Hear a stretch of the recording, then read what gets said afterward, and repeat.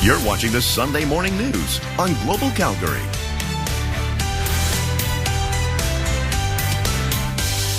Welcome back. With the arrival of warmer weather comes beautiful blooms and plenty of pollen. Allergy season is here, and this year it might feel like it's a little worse than normal. Joining me this morning is Chris Chu from London Drugs, a pharmacist there to talk about allergies, and it's something we see at this time of the year, but it may seem worse this year, and why is that? It's just because of the long winter. This spring season was delayed.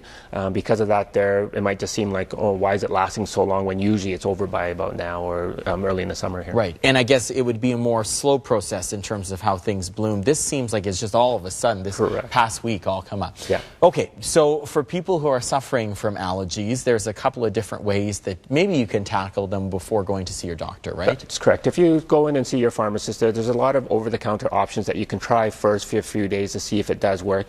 If it does work, usually you'll find relief after taking it within about a half an hour, 45 minutes there. Several different options where you can take once-a-day pills that are non-drowsy.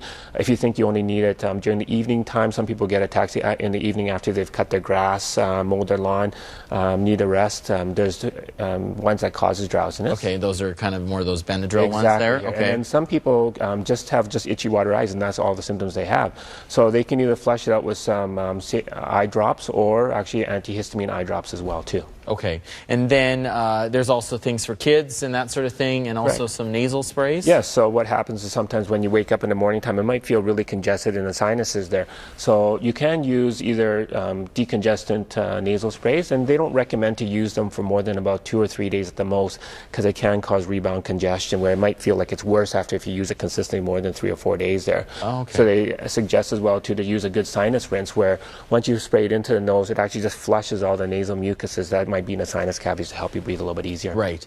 Do you find sometimes people, if they haven't had allergies or they haven't experienced it, all of a sudden it can kind of come on and they can feel like they're suffering from it? Is that typical? Yeah, or possible? And that's why you want to check with your pharmacist just to make sure to see if it is a cold that you might need to go see, take other medications for, or if it's been delayed. But if it is an allergies, this will help take care of it, and it's something that definitely a pharmacist can help you determine. And if you're affected by them, I guess there's activities that you can try to avoid. I mean, you don't want to stop going outside, but maybe you get someone else to mow the lawn for you. That's exactly. Right? Mow the lawn, or sometimes pollen is actually peak during the daytime when the winds are blowing and it's blowing all the dandelions away and such there.